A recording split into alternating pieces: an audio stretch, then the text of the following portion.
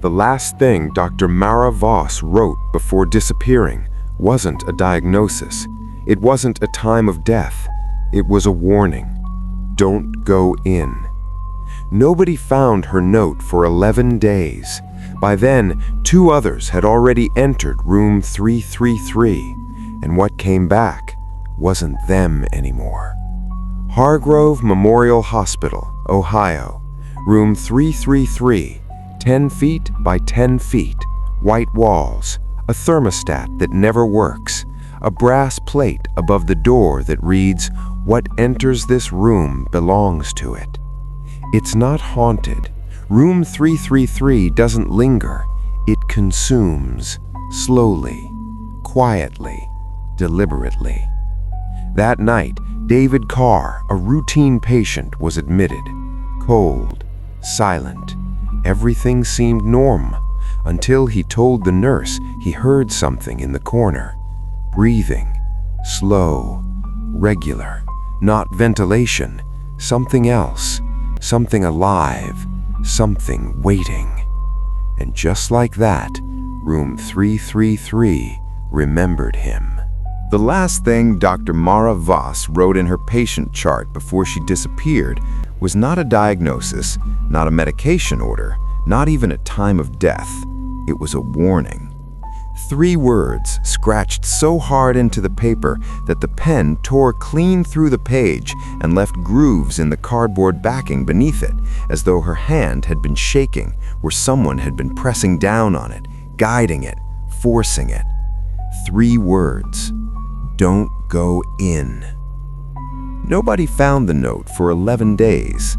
By then, 2 more people had already gone in, and what came back out wearing their faces was not the same thing that had entered.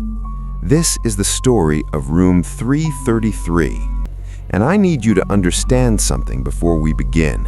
Something the hospital's administration has spent 46 years and an extraordinary amount of money trying to make sure you never find out. The room is not haunted.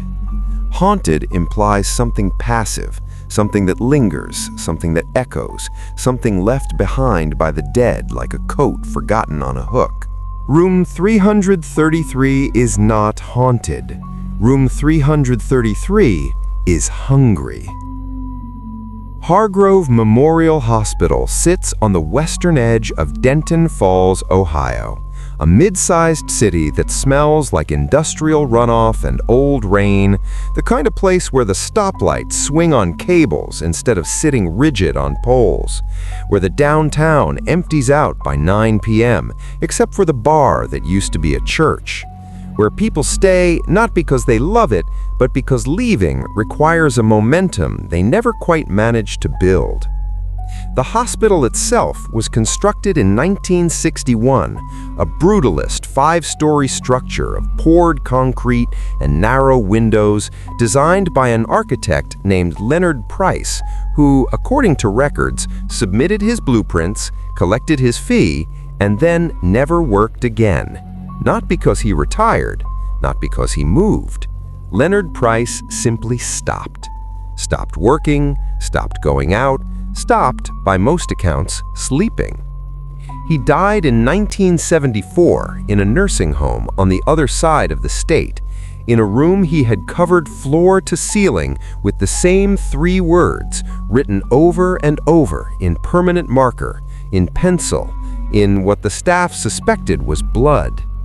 It hears you. It hears you. It hears you. Nobody connected the architect to the hospital until much later. Nobody thought to connect anything, really, because that is the particular genius of the thing in room 333. It does not announce itself. It does not rattle chains or bleed from the walls or make itself known in ways that trigger alarm. It works slowly. It works quietly. It works the way carbon monoxide works, the way a slow leak works, the way grief works. You don't notice it poisoning you until the damage is already done, until the part of you that would have noticed is already gone. The hospital opened its doors on March 3, 1963. The date was a coincidence, or so the administration insisted when people pointed it out years later. March 3rd, 3/3. Room 333 was designated as a VIP suite on the 3rd floor East Wing, 10 feet by 10 feet, a precise square, which the architect had specified with unusual exactitude in his blueprints. The measurements were not approximate. He had written, in the margin of the technical drawing, in handwriting that differed from the rest of the document, that was slightly smaller and slightly less controlled, as though written at a different time in a different state of mind. The dimensions must not be altered. The proportions are load-bearing, not structurally, otherwise. No one knew what that meant. The construction foreman noted it in his own log and then crossed it out, which is how you could tell it had unsettled him. He crossed it out very thoroughly, with 7 or 8 strokes, as though he wanted to make sure no one else could read it. The room was painted white, standard hospital white, the color of nothing, the color of waiting, the color of a face just before it says something that will change your life. It had a single window on the east wall, which faced the hospital's interior courtyard, a concrete square where a garden had been planned and never planted, where a single tree had eventually grown through a crack in the pavement with the quiet, inexorable determination of things that grow in the wrong places. The room had a private bathroom. It had a call button. It had a thermostat that, as far as anyone could tell, had never actually worked. The room maintained its own temperature regardless of what you set it to, a steady 62 degrees that made new nurses pull their sweaters tighter when they crossed the threshold, and made experienced nurses avoid crossing the threshold entirely if they could help it. And it had, mounted above the door on the inside, in a position you would only notice if you were already in the room, a small brass plate that no one had ever been able to date, that predated the hospital's construction by an unknown margin, that read simply, "What enters this room belongs to it." Facilities had tried to remove the plate 3 times.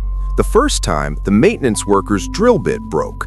The second time, the maintenance worker broke his wrist and was unable to explain how, since he had been alone in the room and there was nothing in the room to have struck him. The third time, the maintenance worker walked out of room 333, took the elevator down to the ground floor, walked out the front entrance of the hospital, and kept walking. He was found 6 miles away, standing in a field at 2 in the morning, staring at nothing, unable to remember his own name. He recovered, eventually, partially. He never spoke about what he had seen in the room, not because he refused to, but because he genuinely could not access the memory. It was simply not there, like a page torn out of a book, the binding still showing the ragged edge of where it had been. The plate remained above the door. It is still there today.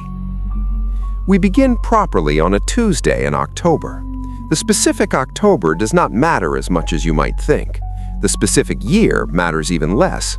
What matters is the quality of the air that night, cold and dry and sharp, the kind of air that makes sounds carry farther than they should, the kind of air that makes the edges of things look a little too defined, a little too present, as though the world has been rendered in higher resolution than usual, and you are not entirely sure you were designed to perceive it at this level of detail. The 3rd floor east wing of Hargrove Memorial was quieter than the other wings at night. It had always been quieter. The nurses who worked it long enough stopped remarking on this and simply accepted it the way they accepted the temperature and the persistent smell of something faintly chemical that no amount of cleaning ever entirely eliminated.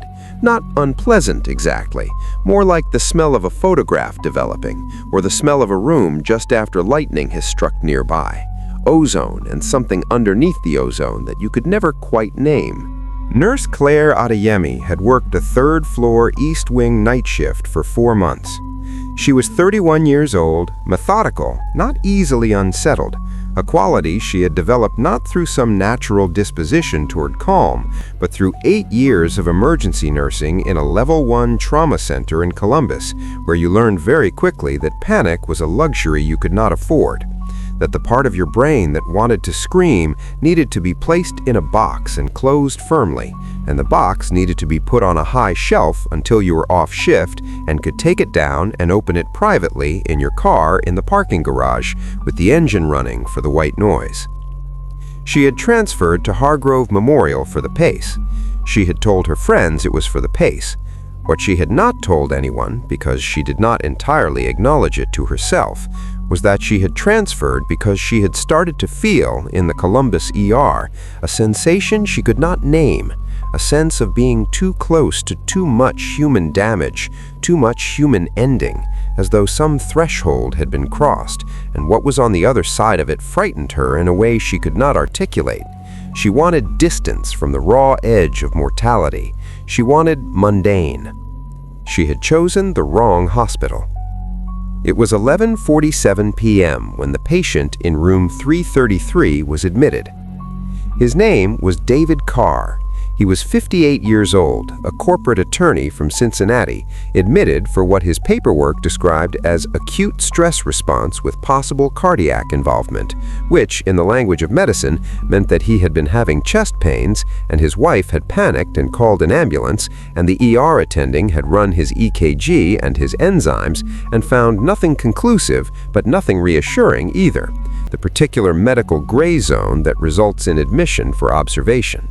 He was, by all accounts, a perfectly ordinary patient, well-dressed, even in distress, the kind of man who apologized for being a bother while simultaneously expecting a certain level of service, who used words like fine and manageable to describe sensations that were clearly neither.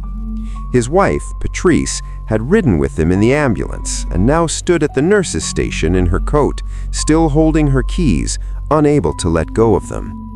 "He's going to be fine," Claire told her. "We're going to monitor him through the night, run some additional tests in the morning. If anything changes, we'll call you immediately." Patrice Carr looked at her for a moment before answering.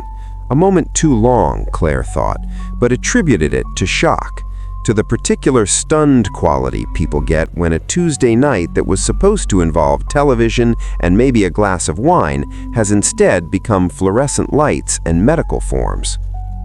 "Which room?" Patrice asked. "VIP suite on 333. Something happened to Patrice Carr's face. It was subtle enough that Claire almost missed it. A tightening around the eyes, a slight recession, as though whatever was animating her face had pulled back fractionally from the surface. "Not that room," Patrice said.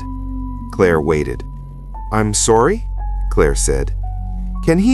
Is there another room? Is there something else available? I don't want him in that room."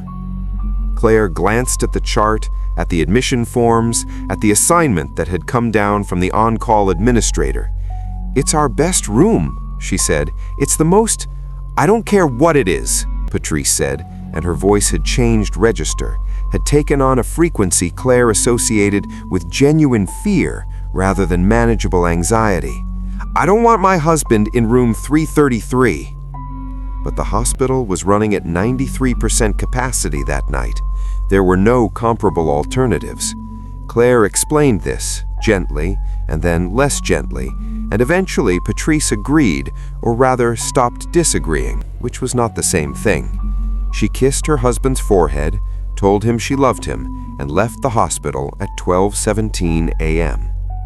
She did not look back at the building as she walked to her car. She drove home with all the windows down, despite the cold. She would not sleep that night. She never entirely explained why. David Carr was settled into room 333 at 12:24 a.m. He was alert, mildly anxious about his heart, deeply embarrassed about being in a hospital, and eager to demonstrate his normalcy by making small talk with the orderly, Marcus, who wheeled him in, and with Claire, who connected him to the cardiac monitor and took his blood pressure and checked his IV line. "Good room," David said, looking around. "I was in a Marriott last month. The room wasn't this big." "It's our best," Claire said, which was true and not true in the way that many things about room 333 were true and not true. "Cold, though," he said. "I'll get you another blanket. Don't bother, I run hot anyway. still cold. Marcus left. Claire finished her intake assessment and told David she'd check on him at 2 a.m. and to press the call button if he needed anything before then. He thanked her with the distracted politeness of a man already scrolling through his phone, already retreating into the ordinary world of email and text messages, already deciding that this was a minor inconvenience that would be resolved by morning. Claire stepped out of room 333 and pulled the door shut behind her. The click of the latch sounded different than other doors. She had noticed this before, on her first week on the floor, and had dismissed it as the ordinary acoustic variation of an old building with old hardware. The sound was slightly lower in pitch than it should have been, slightly longer in duration, like the sound of a door in a room with unusual resonance, an echo space, an interior larger than its exterior, which was impossible. It was 10 by 10. She had seen the blueprints once, during a floor renovation 3 months ago, and the dimensions had been specified with unusual precision. She walked back to the nurse's station and pulled up her charting and did not think about the door. At 1:14 a.m., the monitor at the nurse's station registered a brief anomaly in David Carr's heart rate. Not an arrhythmia, not a dangerous pattern, just a spike and then a return to baseline. The kind of thing that happens a dozen times a night on any cardiac monitoring floor. The heart's equivalent of a typographical error, meaningless on its own. Claire noted it in the chart and continued her other work. At 1:31 a.m., the cardiac monitor registered another anomaly. This one lasted slightly longer and had a different character. Not a spike, but a slowing, a measured, deliberate deceleration, the kind of pattern that suggests not a mechanical malfunction, but something else, something more intentional, as though the heart had paused to listen to something. Claire noted it, considered paging the on-call physician, decided to check on the patient first. She walked down the corridor to room 333. The corridor of the third-floor east wing at 1:31 a.m. on a cold October night was a specific kind of quiet that Claire had never been able to fully describe to anyone who hadn't worked it. It wasn't the absence of sound. There was always sound in a hospital, the low hum of HVAC systems, the distant percussion of carts, the soft beeps and respirations of machinery keeping bodies alive with their metronome diligence. It was something else. It was as though the sounds that were present had been subtly redistributed, as though the acoustic environment had shifted to create pockets, dead spots, places where sound didn't reach and from which sound didn't emanate. The light was different too at night. The fluorescence on the third-floor east wing hummed slightly lower than standard, produced a light that was technically white, but felt faintly different from white. Felt like the memory of white, felt like a photograph of a well-lit room rather than a well-lit room. Several nurses over the years had commented on this. Maintenance had checked the bulbs and found nothing wrong. The light continued to feel wrong.